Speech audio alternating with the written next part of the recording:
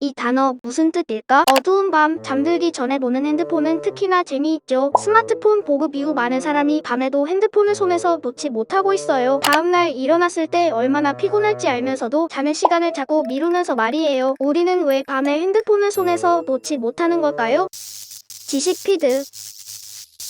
여기에는 몇 가지 이유가 있어요. 우리가 밤에 핸드폰을 놓지 못하는 첫 번째 이유는 바로 외로움 때문이에요. 성신여자대학교 심리학과에서 스마트폰을 사용하며 잠을 자는 시간을 미루는 사람들을 연구했어요. 중독되지 않는 사회적 욕구를 채우기 위해 잠자리에서 스마트폰을 더 많이 사용하는 경향이 있다고 연구 결과를 발표했습니다. 이 연구에서 취침 시간, 지연, 행동 시 사용한 스마트폰 애플리케이션의 종류와 사용 패턴을 보면 잠들기 전 SNS나 메신저를 사용하고 동영상 시청 및 게임을 하는 여가 활동을 했다고 해요. 팬데믹으로 인해 사회적 거리두기를 포함해서 점점 혼밥, 혼술과 같은 트렌드가 증가하면서 외로움이 커다란 사회적 문제로 대두되고 있는데요. 부족한 우리의 사회적 연결에 대한 욕구가 이러한 행동을 더욱더 부추기고 있다고 해요. 두 번째 이유는 블랭킷 증후군이에요. 아마 처음 들어보는 사람들이 많을 텐데요. 다들 스누피라는 캐릭터는 아시죠? 그 스누피가 등장하는 만화에 보면 항상 담요를 들고 다니는 찰리의 친구 라이너스라는 아이가 나와요. 라이너스는 담요가 없으면 불안해하기 때문에 어디를 가든지 담요를 들고 다니는데 재밌는 점은 이 꼬마 아이를 모델로 한 심리학적 증후군이 존재한다는 거죠. 그게 바로 일명 라이너스 증후군으로 불리는 블랭킷 증후군은 특별한 물건에 대해 과도하게 집착하는 증상을 말해요. 이런 증후군은 애착을 느끼는 물건도 천차만별인데 21세기 이물이 스마트폰이 된 것이에요. 잠자기 전 침대에 드는 순간까지 핸드폰을 보는 데는 중독성을 가진 스마트폰의 영향 때문이라는 것이 전문가들의 공통적인 의견이에요. 특히 청소년들의 경우는 좀 더 심각하다고 해요. 예전에는 학교나 학원처럼 학습 장소에서 맺어진 인연으로 대부분 관계가 형성되었지만 지금은 온라인 게임이나 소셜미디어를 통해 맺어진 사람들과 교감하며 관계를 맺는 것이 더 자연스러워졌죠. 그러다 보니 스마트폰에 대한 의존도는 과거와 비교할 수도 없을 만큼 높아졌어요. 증상이 심한 이들은 스마트폰이 없으면 초조해서 안절부절 못하는 행동 패턴을 보이기도 해요. 우리가 생각했던 것보다 훨씬 심각한 문제가 되고 있다는 점이에요. 그렇다면 우리가 밤에 스마트폰을 내려놓으면 어떤 효과가 있을까요? SNS 기반 인력 추천 및 커리어 스타트업 더 뮤즈의 창업자 알렉산드라 칼라로코스의 경험을 통해 살펴볼게요. 그녀는 남편과 함께 한 달 동안 밤 11시 이후 스마트폰, 컴퓨터, TV를 이용하지 않고 생활하기로 했어요. 그러자 그녀의 생활에 변화가 찾아오게 되었어요. 첫 번째 변화는 일의 처리 속도가 달라졌고 두 번째 변화는 책을 읽을 수 있는 시간이 생겼다고 해요. 세 번째 변화는 흘려보내는 시간이 줄어들었어요. 마지막 변화는 숙면을 취할 수 있게 되었다고 해요. 불면증에 시달리지 않게 되었고 아침에 일어날 때도 가뿐하게 일어날 수 있게 되었다고 말했어요. 이렇게 그녀가 한 달 동안 밤에 전자기기를 이용하지 않고 살면서 느낀 점은 전자기기 없이도 잘 살아지더라는 걸 느꼈다고 해요. 일주일 정도는 금단 증상을 겪었지만 시간이 지날수록 아무 일도 생기지 않는다는 사실을 알게 되었다고 했죠. 혹시 어두운 밤에 스마트폰으로 이 영상을 보고 계시나요? 그럼 지식피드 구독으로 마무리하고 우리도 상쾌한 아침을 맞이해봐요. 지적인 대화를 위한 쓸데있는 지식피드였습니다. 구독과 좋아요, 알림 설정까지 해주실 거죠?